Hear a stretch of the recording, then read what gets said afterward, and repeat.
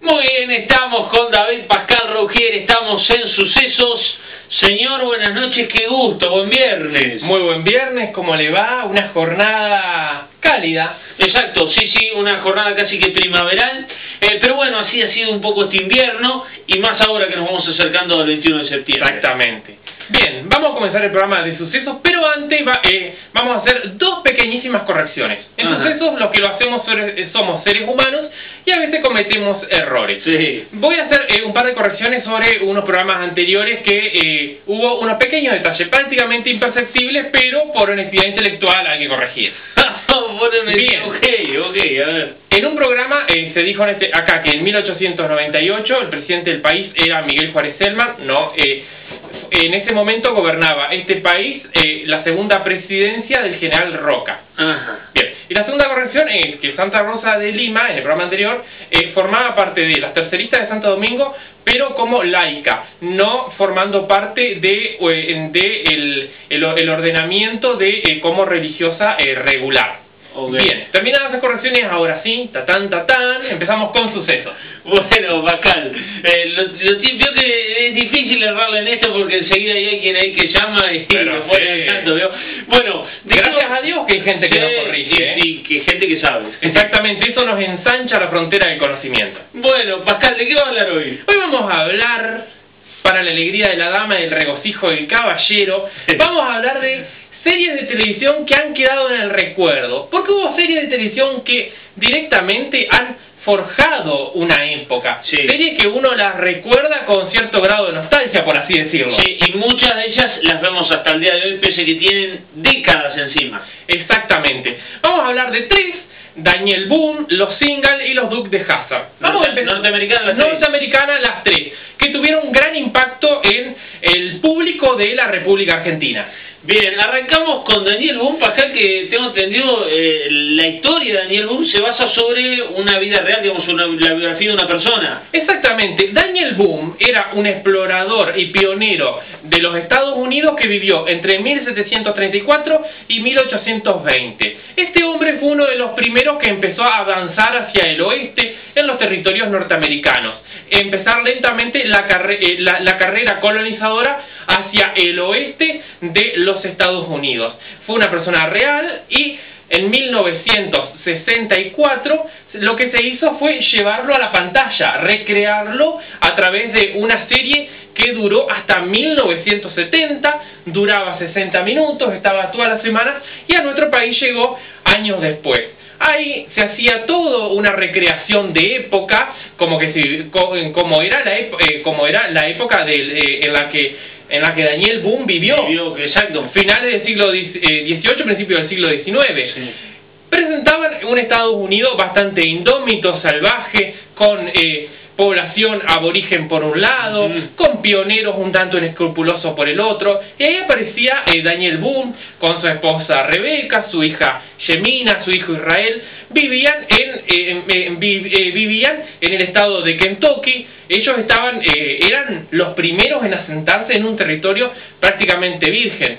Y Daniel Boone lo que tenía que hacer básicamente era intermediar entre la población indígena y los nuevos colonos que venían. ¿Por qué? Y porque en los nuevos territorios pasa de todo. Hay gente que por diversas causas abandona los territorios originales y se va a otro. Hay aventureros, buscavidas, estafadores, personas forajidas que viven a la margen de la ley. Y todo eso impactaba en esta miniserie estadounidense que semana a semana traía las aventuras de Daniel Boone, que tenía como amigo a un indio apodado Mingo, el cual lo ayudaba a destrabar algunos conflictos. Había conflictos con aborígenes, con cazadores clandestinos, con ladrones que robaban pieles, robaban trampas para cazar osos y otros animales. Se mostraba grandes escenarios naturales, grandes paisajes montañescos. Eso era lo que llamó mucho la atención, aparte de la recreación de contexto histórico, y hasta el día de hoy Daniel Boone es una miniserie que se sigue venerando en los Estados Unidos. Duraba una hora.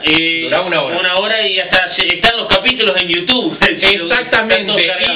Y en esa época, en la época en que se la pasaba acá en este país, se había puesto de moda incluso el curioso gorrito de piel de zorro que tenía en la cabeza, que tenía en la cabeza Daniel Boone, ¿viste? Había sido un fenómeno en la televisión nacional. Desde el día de hoy arranca algún que otro lagrimón cuando nuestros mayores la rememoran. Qué nostalgioso. Bueno, y cuando éramos pibes, Pascal, le decíamos, en casa decíamos, mami, poné el auto que vuela, porque arrancaban los Dukes de Hazzard. Exactamente. Pero cronológicamente, ¿cuál apareció antes de los Dukes de Hazzard en nuestro país? La familia Ingalls. Hasta el día de hoy la repiten. La familia Ingalls se la conoce con varios nombres. Hay países que la llamaron los peregrinos, otro la pequeña casita en la pradera, pero acá en este país se la conoció como los Ingalls. Sí. Es la recreación de un libro escrito por Laura Ingalls Withers, la cual cuenta sus vivencias en los territorios recién colonizados de Walnut Grove en Minnesota. Minnesota es un estado del centro norte de los Estados Unidos,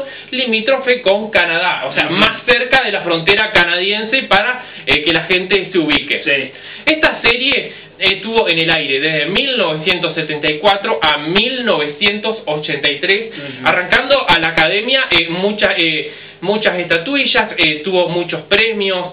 ¿Por qué? Porque se narraba la historia de vida de esta familia, que en los comienzos estaba situado cronológicamente en 1870 en Walnut Grove, que era un pueblo fundado por el señor Hanson, que era el dueño del molino harinero, el dueño del aserradero, era el fundador local. Y había diferentes personajes. Por ejemplo, estaba la mercantil de la familia Olson, que era similar a lo que nosotros conocemos como almacenes de ramos generales. Y había todo seguida había diferentes personajes, la señora de Olson con sus chismes, su intriga. Bueno, después estaba el matrimonio Ingalls, las dos hijas, tres hijas. El hijo que nace y muere, fue una cosa muy dramática, adoptan uno con los años, las idas y venidas, cambiarse de pueblos como hubo, y lo que fue, tuvo una gran admiración fue la actuación de Melissa Sue Anderson, que hacía de Mary cuando se queda ciega. ¿Por qué? Porque en esa época había enfermedades como la escarlatina y el sarampión, que en cuadros graves debilitaban el nervio óptico y cuando llegaban a la edad adulta quedaban ciegos. Por ejemplo, y eso fue lo que le pasa a Mary Ingalls. Está bien. Se explotan diferentes historias, la llegada del ferrocarril a otro pueblo, las comunicaciones telegráficas. Es medianamente a grandes rasgos lo que vivieron los colonizadores que vinieron a esta zona. Sí. Muestra la vida de una familia tipo, un hombre de trabajo, con fuerte creencia religiosa. Con fuerte creencia religiosa, fuerte amor al trabajo, una defensa de la propiedad privada, una cierta como resistencia hacia todo lo que es el gobierno y lo público, hacia los impuestos. Pero lo que siempre dejaba era una semblanza moral, una moraleja, una enseñanza en cada capítulo, cada historia de vida que pasaba. A todos los que los veíamos nos quedaba esa sensación de que todo iba a salir bien, que todo iba a mejorar, que lo mejor siempre está por venir. Esa creencia en el progreso y esa fe religiosa de los Ingalls era realmente encomiable verla capítulo a capítulo. Bien, y ahora sí los Dukes. Los Dukes de Hazzard, con su emblemático auto, el General Lee. Los Dukes de Hazzard son una historia que se grabó, es una miniserie que se grabó de 1979 a 1985. Se han grabado también algunas otras películas anexas. Era la historia de unos primos de apellido Duke. Los primos Duke, que siempre vivían con un tío, luchaban contra todas las injusticias en el condado de Hazzard, que por lo que lo muestran es una zona del sur de los Estados Unidos, una comunidad rural. Hay un gran despliegue de todo lo que es filmaciones naturales, pantanos, arroyos, mucho paisaje verde. También tienen gran preponderancia el tema de los fierros, autos, camionetas, jeep. Hay un gran montaje cinematográfico en relación a todo eso. Y lo que hacen los Dukes es siempre luchar contra la injusticia y a veces esos desmanejos o mal manejos que hay en una determinada comunidad, como era el condado de Hazzard. Y siempre los primos Dukes estaban en eterna pelea con Boss Hogg, que era el comisionado, era como si fuera el intendente. Jefferson Davis Boss Hogg era como Boss, se lo conocía más. El comisario. Y tenía como mano derecha, no, el comisionado, que es como el intendente. Claro, y tenía como mano derecha al comisario Roscoe Coltrane.